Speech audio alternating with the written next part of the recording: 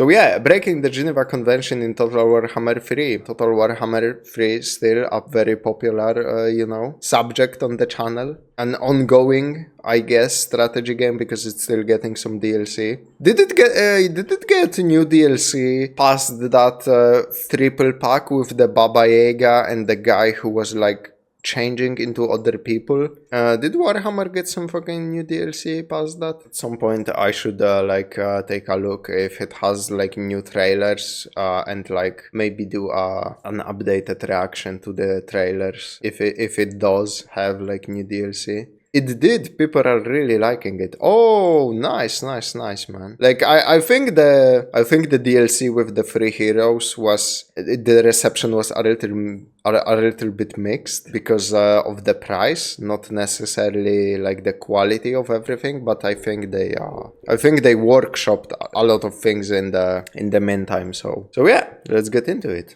and see some Geneva Convention breaks on the... I mean, listen, there is no Geneva Convention for the rats, okay? There's only like Geneva goals list, like a Geneva bucket list more like for them, you know? Chemical warfare, ignoring the Geneva Convention, and putting a whole new meaning to the term friendly fire. Because today in Total Warhammer 3, we'll be drowning the world in rats by keeping a level head, befriending our neighbors, and being an overall menace to society. What couldn't we accomplish? With the release of Immortal Empires, Total Warhammer now has a massive new map combining 3 different campaigns into one, and with it some interesting new mechanics. Naturally, it was only fitting that we play as the best faction. For those of you who don't know who the Skaven are, 2 words. Many rat. Our starting leader was Claw.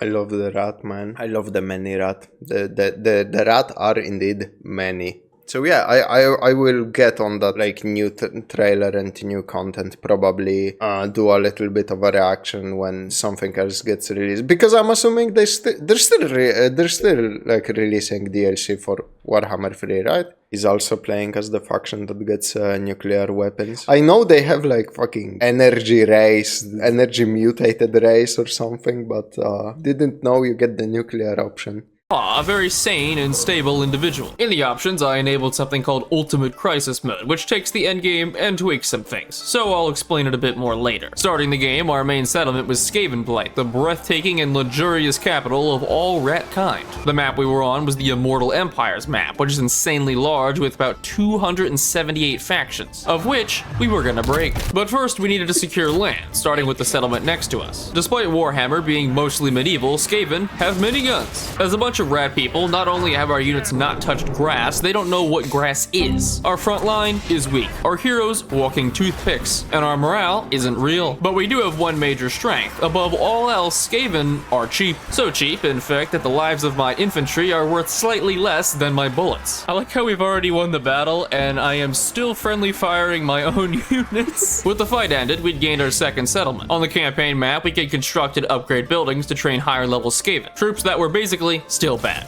Claw also leveled up, so he started to train his campaign skills. Also has a special mechanic called the Forbidden Workshop, which lets us upgrade our various weapon teams and build doom rockets. As the name suggests, they're tools for world peace. Our first upgrade was for our Rattling guns, which is a minor change that gives them infinite ammo. We walked over to the capital of our Empire enemies, but the garrison was too large to fight, so I backed off. After ending the turn and cycling through all 200 AI factions, the enemy army attacked us outside the city. Because we were fighting in a choke point map, we clogged both entrances with an indomitable wall. Skaven slaves. With the enemy army blobbed up, I decided to test our weapons. Despite mowing down the rest of them and winning the battle, we took 722 losses. Gee, I wonder why. With the army defeated, we moved on to their capital and began to siege it down. While the siege continued, we had the rat boys are neat, but the Chad lizard men will always be close to my heart, man. When I finally get into fucking Warhammer 3, it's gonna be tough choosing like between all the cool factions. The coastal pirates are also seem extremely cool to me. In regards to my previous question about releasing content, yes, they just released a free character too. Based. another important scheme being set up. I'd moved a warlock engineer all the ways up to the Wood Elf cities to use his special ability, expanding the Under Empire. This essentially establishes a city under a city. We can build various things in our Under cities too, but most importantly, steal money and build subterranean dirty bombs. Yeah, no, that too. But first, we need to keep expanding above ground, so we took that capital city, eliminating our only enemy.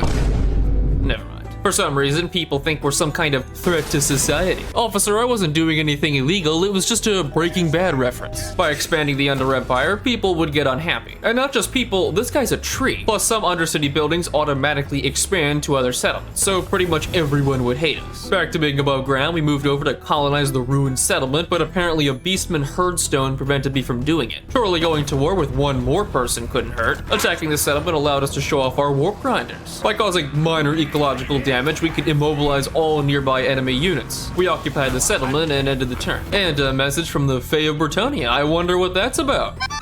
And this guy too, I don't even know who you are. We colonized one of the ruins, continue upgrading our settlements, and the beastmen were back. I am scared. But I guess the AI wasn't, because instead of fighting back, they literally just sat there while eating bullets. Do you ever look at someone and wonder what is going on in their head?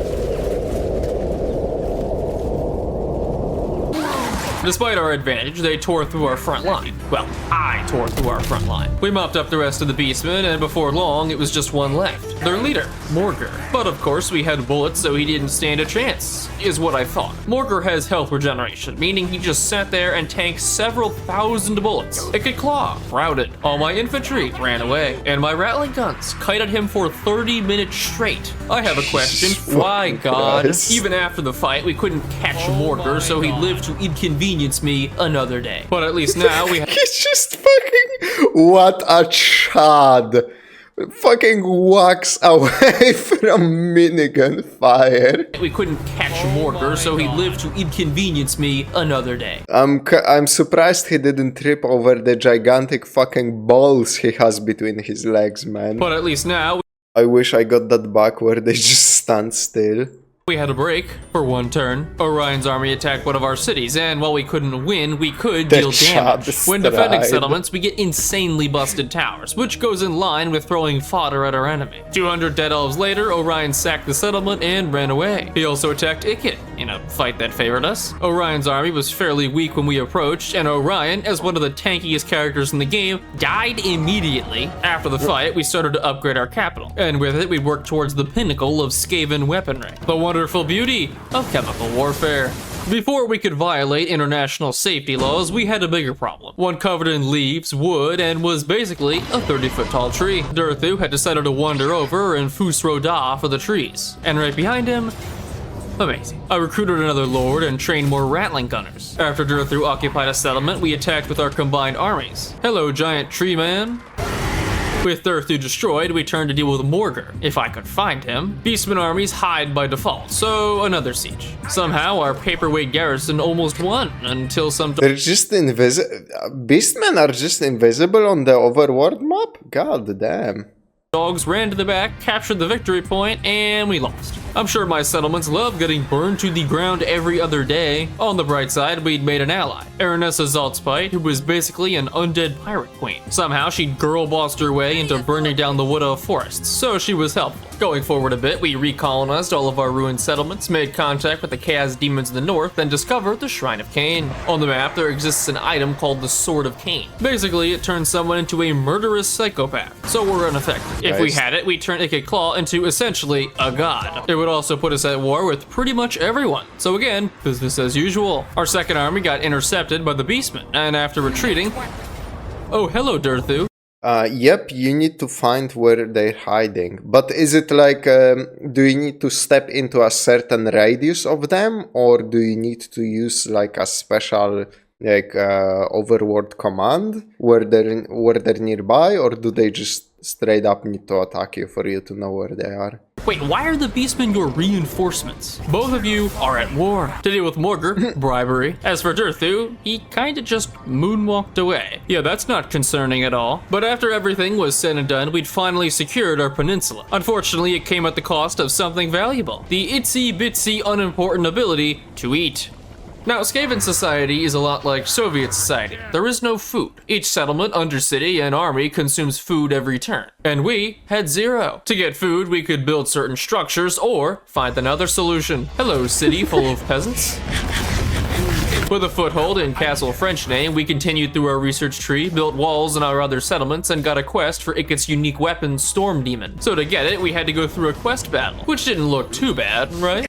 It's a dice roll based on stats. Oh. Ikit has the biggest brain of all rats. Alright, that's all I needed to hear. The quest battle was against the Lizardmen, who have high health infantry and monsters. In terms of infantry, we had Poison Wind Globadiers, which damage everything they hit. They're also the reason why my front line is dead. Our Rattling Gunners could deal with most of their monsters. Case in point. I also forgot to mention that we picked up these extremely elite Council Guard, which are essentially our best infantry in the game. Hence why we are shooting them in the back. As we dealt with the first army, a second one came in. I love how half of this footage is just him obliterating his fucking front line.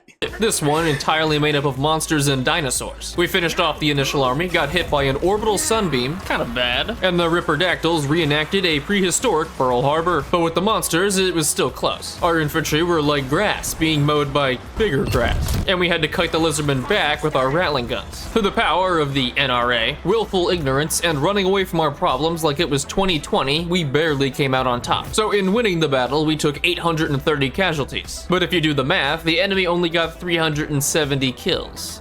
Oh no. With the battle won, we got access to Ikit's Storm Demon weapon. The global obedience bonus was nice because towards the end of the game, things get hectic. By enabling Ultimate Crisis Mode, we'd be fighting against ridiculous odds later in the game. Right after the battle, 2 Bretonnian armies showed up and started sieging our castle. Luckily, we leveled Ikit up to have Lightning Strike, which means he can lock reinforcements out of battles when attacking, so we could 1v1 any army. The masses of unwashed peasants were led by the Fey Enchantress, riding a meth addict Bojack horseman. Meanwhile, Ikit casually rode a giant electric hamster wheel. I was initially worried about their Grail Guardians, who are one of the most elite cavalry in the game. Or should I say, were the most elite. But isn't using poison gas against peasants kinda overkill? Well, according to my magic 8-ball, try again later. By winning the battle, we got a unique trait for Ikit. We also unlocked the Avalanche Mortars, which are kinda nuts. A legendary Wood Elf hero also showed up. A practical demigod, Ariel was one of the most powerful creatures in existence. And now, with the help of one sneaky rat, dead. We attacked the remnants of the Bretonnian army and ambushed them too. Now, how long do you think this whole fight will last? If you guessed 27 seconds,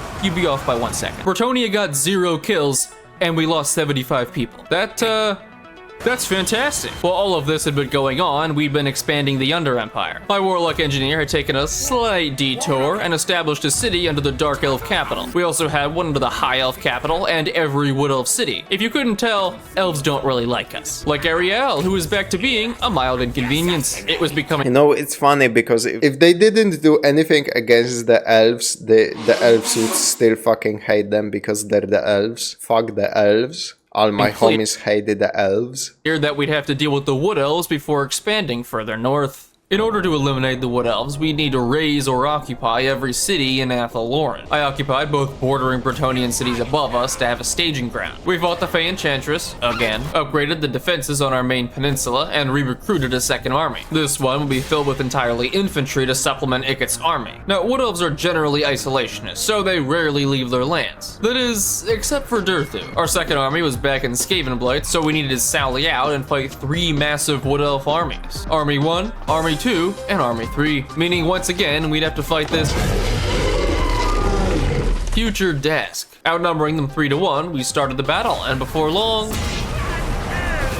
Durthu was taking no sass. Our Rattling Gunners had to keep kiting backwards, and after only 5 minutes, we'd taken 1,000 casualties. Still, we had insane numbers, so we gadded Durthu while he was bogged down and prepared to handle the second army. And handle, we did. We rallied our infantry and sent them into the meat grinder. As they say, if you're not dying, you're not trying. Despite most of the elf units being ranged, it's hard to compete with infinite ammo miniguns and corrosive poison. We routed the remaining elves and won the battle. With both armies gone, it left Durthu's only city city open, so we sacked it for 15k, then came back a turn later and raised it. Wood Elf settlements are undesirable for Skaven, which translates to massive debuffs if we claim them, making the Elf War much harder. What was helpful was getting our first Plague Priest who can summon more rats during battles, and with our strategy, it would get kinda broken, because we'd also gotten access to one of our most powerful units, Poisoned Wind Mortars. Now let's talk about something close to all of our hearts, the Geneva Convention. You might be interested to know that the convention doesn't actually talk about chemical weapons. See, that's actually in a separate document called the Geneva Protocol, where it states that nations can't use all that cool fun stuff in war. But what it doesn't prohibit is the manufacturing, storage, and commercial use of chemical weapons. Therefore, if I fire off my mortar loaded with skin-eating toxins during an investor showcase, and it just so happens to land in the middle of a bunch of peasants, have I really done anything wrong? If anything, it's their fault for standing within 10 miles of me. Poison Wind Mortars are essentially our best anti-infantry unit, because they deal flat poison damage to all units, whether they hit elite infantry or Skaven slaves, we don't care. Which is especially relevant for our fight against the Wood Elves and their high-tier units. And on that topic, Orion was back. While he sat on the edge of our land, we took another Bretonnia settlement, got a trade agreement from a savvy investor, and much like NSFW Twitter, watched the beastmen get clapped. We also got an event with the leader of our second army, leading to him getting badly mutated, which is apparently a massive combat bonus. How that makes sense, I don't want to know. To our right was Sartosa, a faction of undead pirates. We allied them and started to build an outpost, which would allow us to recruit their units. After sieging a few more Bretonnian cities, the Fey Enchantress attacked one last time. The fight was 10 minutes Still not fucking dead. of this. Winning meant that the Fey's faction was gone for good, not like that stopped another Bretonnian faction from continuing the war, and Lewin's army was completely terrifying, so we ignored it. Besides that, our expansion was going well, but one problem. See everyone with a red outline around their icon? That means they hate us. See all the people without a red outline? Yeah, neither do I. While we doubled our land, we were also in for a rude awakening, starting with the Wood Elves. At this point, we were at war with just about everyone. Sartosa was useless, and Grom the Paunch kept trying to make military alliances with me. Full disclaimer, he has one city. The Dark Elves didn't hate us too much, but every High Elf had declared war on us. So priority number 1, erase the Wood Elves. Orion, dead. Rebellion, dead. Ariel just chilling in some dead. We also intercepted an army and fought them in the woods. Seeing as they were outnumbered 5-1, we almost lost. I fortified our Wood Elf Under Empire, giving all units in the area Vanguard deployment. So in sieging their city, we could deploy all our units right on top of them. 5 seconds into starting the battle, and turns out mortars are pretty decent. We advanced into the city, had our reinforcements come in, and caught the AI bugging out on a barricade. You know, when you say line up against the wall, you don't actually expect them to do it. Running away didn't help either. They're just very polite, man. Hating elves is a national sport everywhere. True. More like Geneva recommendation, am I right? Probably hurt, actually. And with the battle won, we'd successfully taken Orion's capital. While we were doing that, we built up our Plague Priest capacity, which would give More like Geneva suggestion, you know? I always felt it's more akin to like a Geneva. Maybe don't do this, bro. But I'm a maverick, you know. I don't fucking stick by the rules, you know. A little bit of chemical warfare here and there doesn't hurt anybody important to me. So army more clan rat summons. Sartosa also wanted us to join a war against the Tomb Kings, and as their stalwart military ally, no. Back to Athel, Loren, right in the center is the Oak of Ages. It's kind of like that tree in Avatar with the blue hippies. Long story short, we cut it down. Another Wood Elf city later, and we'd taken half of Athel, Loren. Unfortunately, it opened us up to more attackers, like I am supreme! Okay. Not even one turn later, an Empire army. Luckily, they walked straight into an ambush, and 68 seconds of fighting later, gone. Of course, right after, another ambush, with similar results. If you couldn't tell by this point, we're gonna be doing a lot of ambushes. Skaven, by default, can ambush any army they attack, and by leveling a certain skill, we ambush almost 100% of the time. At last, we sieged the final Wood Elf city, but now with some extra help. Our Plague Priest had gotten a Plague Furnace, which on top of just being big, scary, and morally questionable, actively damages all enemies around it. But even now, our Death Ball wasn't in its final form. That being said, the siege wasn't particularly crazy. It was really just a lot of With Waterfall Palace occupied, we now controlled all of Athel Loren. Moving ahead a little, we eliminated another Bretonnia faction, laughed in Grom's face again, and finally established relations with Arkan the Black. Considering my only friends are either undead pirates or undead Egyptians, my social credit score was not looking good. Speaking of social credit, I went ahead and checked who the most powerful faction by strength rank was. Turns out it was Taiwan, China. I said China. Now, while our army was looking seriously powerful right about now, it also couldn't be everywhere at once. So while we took 1, 2, 3 more Bretonnian settlements, our armies were stretched thin. Still, I recruited 2 more plague priests to add to Ikit's army, because later in the game we need an even better army to deal with ultimate crisis mode. We sacked more of Bretonnia, iced some random high elves, and recruited a 4th army, filling it with stuff. After occupying one of Bretonnia's last cities, they made a desperate attack to get a settlement back. Now, my garrison is hot garbage. King Loren can beat all of them on his own. Sorta. So getting into the battle, we built some towers and defenses. Loren's army was small, so we pelted down his infantry and accompanying heroes. Now here's the real problem. Big boy. We couldn't actually damage him because he has health regeneration. So instead, I let him rout my units and chase them off. See, flying units can't be alone. If they don't land to fight, they'll eventually forfeit the battle. So Loren beating my units is cool and all, but what about these guys? By hiding on the other side of the map, Loren could not physically get to us before the air unit penalty kicked in, causing him to have a midlife crisis and die of a stroke. As Sun Tzu once said in his book, The Art of Cheese, skill issue, lol. But the cheese True, to be fair, true. wasn't done yet. One of our core settlements was being sieged by high elves. Good thing we had that 4th army. Oh my god. Calling that an army was an insult to the military-industrial complex. It was bad. And now fighting a legendary lord, Eltharion the Grim. The plan was simple. By running some spiky hamster wheels into the middle of their army, I banked on one thing, which worked. With 60% of their army dead in 1 second, we hit Eltharion with the old Expelliarmus and won the battle. Overall, everything was looking good. Ikit's army was getting better and better, our 4th army was adding doom wheels, and we conquered Bretonnia. But as much as things were going our way, we had one final threat to worry about, because rapidly approaching was the endgame crisis.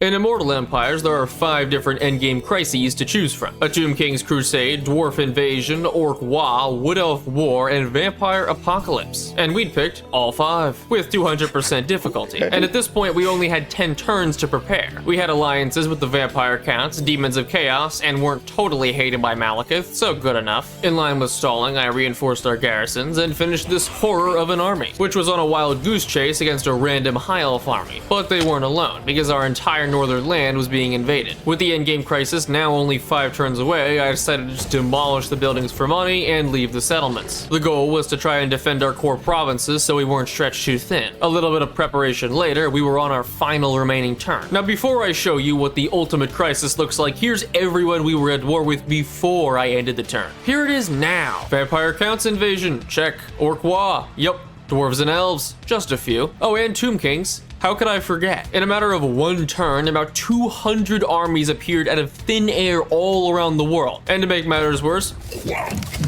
goodbye, Athel Loren. I'll see you in therapy. Oh, and remember Grom? This is him now. Something I didn't realize would happen was that the crisis automatically broke every treaty we had with Grom and Vlad. And the game acted as if we had broken them, so my reliability became 0. Now, while most places were essentially immediately overrun, our core provinces were safe. But given our proximity to both... That seems... I guess the game doesn't want you to take advantage of like NPC's good ability to essentially like create a really big fucking army before the end game. But that penalty shouldn't apply then.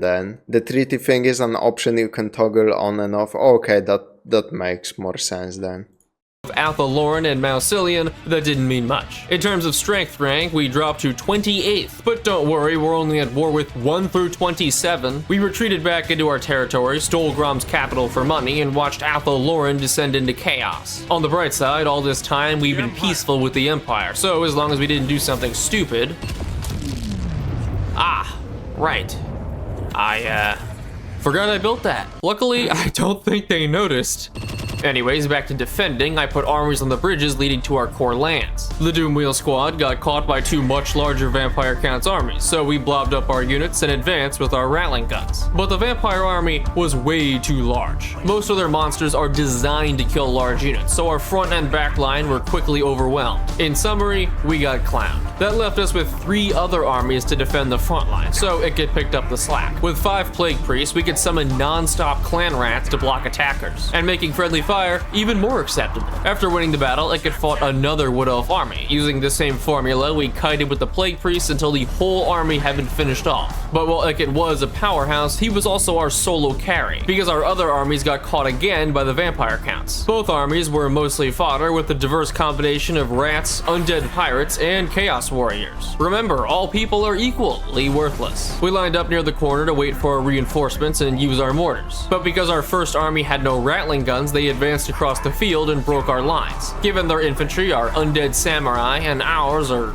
that, it was no surprise we broke. Vargulfs and Crypt Horrors just ran over our infantry because we had nothing to stop them. By the end, we'd inflicted damage, but ultimately lost the battle and 2 of our 3 armies. That meant it was just Ikit against everyone. Simultaneously, our economy was losing ground, more armies were pouring in from the north, and the Tomb Kings were sailing up from the south. My list of at-war factions looked like a barcode. There was no chance we'd live much longer. So what could we do? Well, I mean, we could give up. As they say, it's about the journey and not the destination. Of course, whoever said that has clearly never driven to a Chick-fil-A on a Sunday. Locked door? No, I have the key. For a short campaign victory, we need to eliminate these 3 factions, which we've done, ruin 30 different settlements, also done, and level up the Forbidden Workshop to rank 3. For that, we just need a level 15 Warlock Engineer. And wouldn't you know, we had a level 13, which means we just needed one more battle, one grand and courageous conflict that would solidify our win. But who would we fight? Our arch enemy Durthu, or maybe the Red Duke and Massilia? High Elves, Dwarves, Tomb Kings, the world was our oyster. So to finish the game, I did the only thing any honorable Skaven would do. My scurvy crew tell me you come to offer things, rodent. Ah, yes, that our one ally in the entire world. You will make a worthy sacrifice. He probably skipped over the option, but you could ally with an endgame faction if you wanted. Man. Sure, in a way.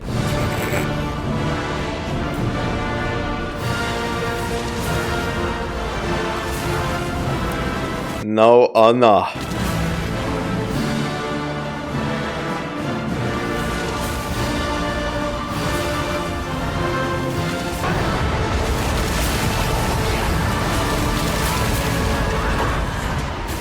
At last, by defending ourselves from Sartosa, we've achieved a short campaign victory. Now we can get started on the... I mean, Sartosa clearly put him in a self-defense situation, you know.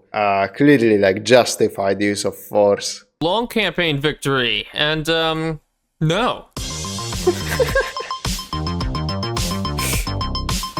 The most Skaven ending to a Skaven campaign that ever Skavened, man. Lemao, he fucking gave it to Hero, I guess. Oh, Jesus Christ, man. And yeah, that was breaking the Geneva Convention in Total Warhammer 3 by the Grim Kleaper.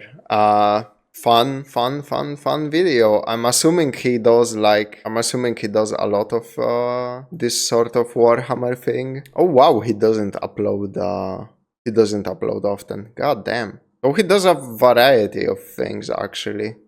That's nice. That's very, very nice.